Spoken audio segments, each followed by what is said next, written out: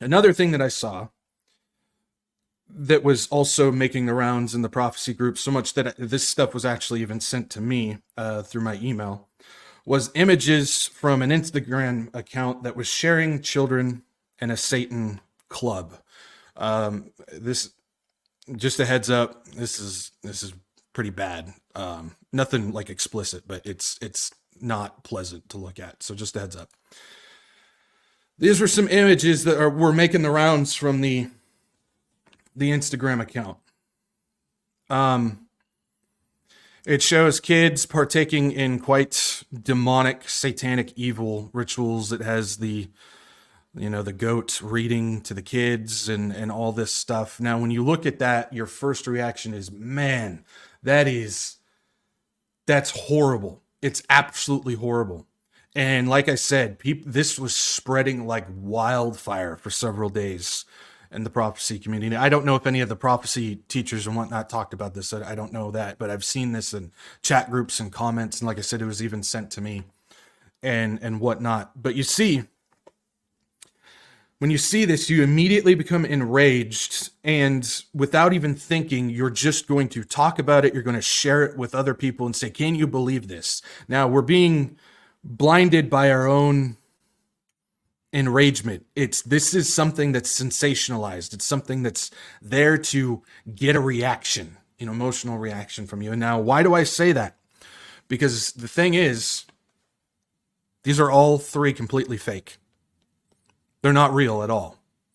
This is done by AI arts. This is an AI generated pictures. These are AI generated pictures. And so I'm going to show you exactly what to look for when you do this. So we'll start with picture 1. First thing to know about AI art is it's still not perfect. It still has trouble with specifically hands and feet. It always has trouble with hands and feet. You'll notice there's actually an issue with faces on this one too. Not this picture, but on another picture. But so my first thing is, whenever you see an image or anything like that, first thing you do is go and you check the hands and feet. So if you look at this one, you look at the hands, those are not natural hands for children. And you'll also notice that there's like, they're blurry with, like, it kind of looks like there's other fingers that are kind of in the background. It's kind of blended. It shows that that's AI generated. It's entirely fake. It's check the hands and the feet. Now, this picture specifically, if you're not specifically zooming in to look for it, you won't find it. It's not as obvious as a lot of other ones are. That's what I mean by, when it comes to research, you got to put in the effort, especially in these times when we've got AI that's doing not just pictures, but it's doing words, it's doing audio, it's doing video, it's doing everything. You got to be very, very cautious, and you got to put in some time. So this one, not natural hands. If we move on to the next picture, this one's a little bit more easy to see. So you got the hands, obviously, that looks like those are warped hands. It shows different fingers coming out in different angles, and it's all blended together and everything. That one's a little bit easy. Plus, if you look at the kid's face, which is freaky, don't get me wrong, but the mouth is completely off. It's completely wrong. It's too wide open. It's kind of pushed back into the face a little bit. It's not natural. It's not real. Those are fake. So if you look at it, again, AI generated. It's AI generated to get a response, a sensational response, an emotional response from you. Now, the third one is a lot more easy to understand, to recognize, to see. You can even see those without even zooming in if you look for it. But you look, there's extra legs. The feet are flat and kind of share the same texture as the floor. If you look at the kid's face, you'll see an elongated nose and it's kind of smeared mouth. You'll notice that his hands are like warped together. They're intersecting with themselves. The extra legs, the feet are flat. That one you can tell a little bit more than the other ones, but Again, if you're not specifically looking for it, if you're just looking at it for the first time, your first reaction is, oh my gosh, what is going on? This is horrific. And don't get me wrong, whoever made these, I don't know if that Instagram account made them or not. So I'm not going to say, it's that person's fault. But for them to post it, that's not good either, because they didn't do their homework on it. And so these were pictures, again, that I saw going around, and people were just sharing them like crazy. And this was the thought that, look at what's going on. Now, what I want to say is that doesn't necessarily mean that this type of stuff isn't going on. There's obviously some seriously sick and twisted things when it comes to Satan Club and what's going on with kids and other stuff. But that's not what I'm saying. What I'm saying, though, is that information, those pictures, they were just reactionary sharing because it's sensationalism. And that's another aspect that I really want to warn people about. We've talked about when it comes to the information, make sure you're not coming from any angle other than finding the truth. The other one is the sensationalist angle. And I'm not going to call anybody specifically out, but when you see it, you know it. There's people in the prophecy community that they are built upon sensationalism. They will put certain pictures, they'll put certain words, they use a lot of exclamation points, they like to capitalize specific words because it draws your eyes there. And what they're doing is it's about clickbait. It's about getting people to click on your stuff because they want views. If they're monetized, they want the money.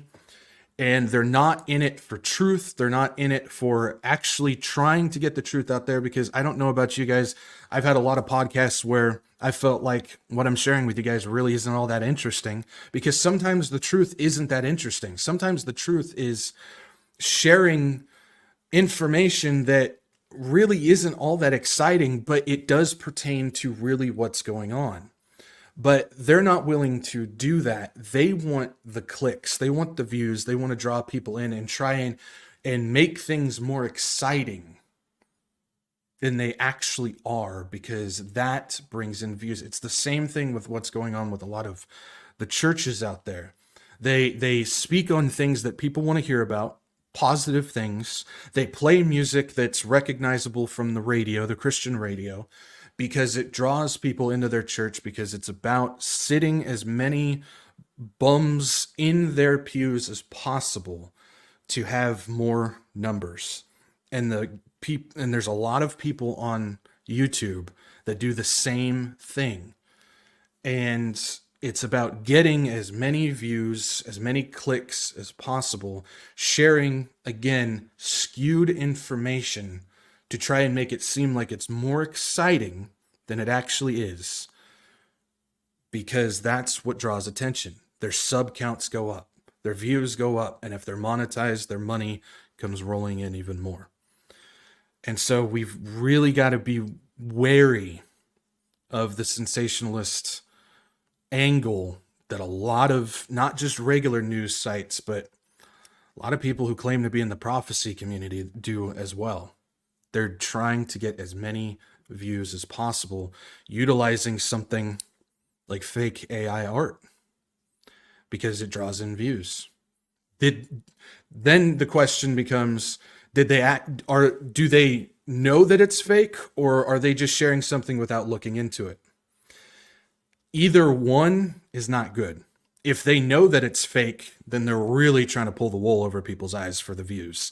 If they didn't even look into it, how much of the other information that they've shared did they not look into that also turned out to be false? That's why it's very, very important that you guys, including myself, we don't fall into the sensationalist group of looking for that stuff.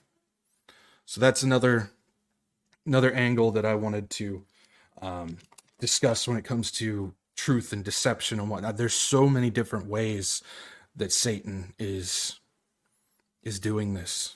He's getting in so many different ways. We really have to be careful.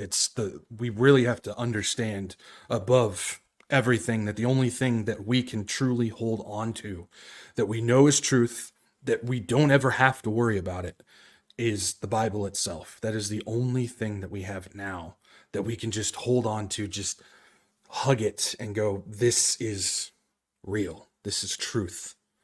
I don't have to worry because I have this. It's the living word of God.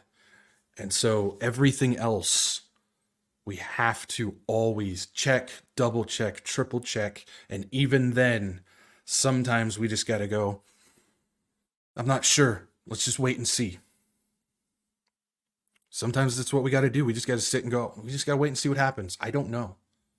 Because there's a lot of speculation out there and not much fact. And that's really, really something to make sure we hold on to.